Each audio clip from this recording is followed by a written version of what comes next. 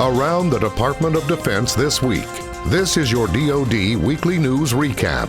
Gaming is not just for fun. I'm Army Staff Sergeant Edwin Pierce. The Navy's most advanced submarines will soon use the same Xbox controllers that people use for every day at home. In a submarine's control room, you've got sophisticated computers, flat-screen monitors, and sailors who grew up in a digital world. After 2 years of testing, the Navy will use Xbox controllers to operate the periscopes aboard the Virginia-class submarines. This isn't your traditional periscope, where only one person can look through it at a time. It's now 2 digital periscopes that rotate 360 degrees, and everything can be controlled with the game controller.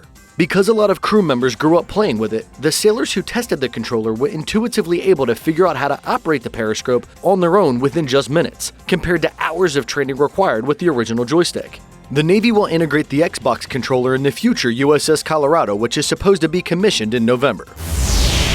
Mississippi National Guard members get a taste of special operations through a 2-week multi-service exercise. The Mississippi Guard will provide 1,800 service members the experience and skills for special operations like direct action missions, high-value target missions, and personnel recovery. The executive director for Southern Strike, Air Force Colonel Bill Murphy, says the exercise helps members work with multiple services to increase their combat readiness. They get to work with partners that they may not get to work with on a normal basis until they end up going overseas or deploying with groups on the active duty side.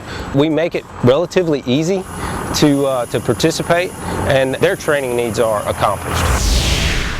Sharing information and intelligence among like-minded nations is encouraged in a newly released 2019 National Intelligence Strategy, the Defense Department's intelligence plan for the next 4 years.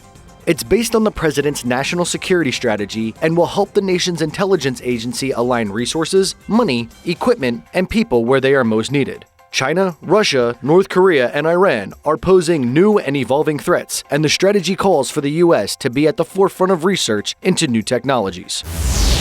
Defense.gov is adding a new category to the type of products we feature. We will now be showcasing a section called Observances, highlighting monthly and national events such as Women's History and Black History, and additionally also featuring historic military events such as battles and wars. That's your DoD News Brief, and I'm Army Staff Sergeant Edwin Pierce. For more stories like this and to see our new observance category, go to defense.gov.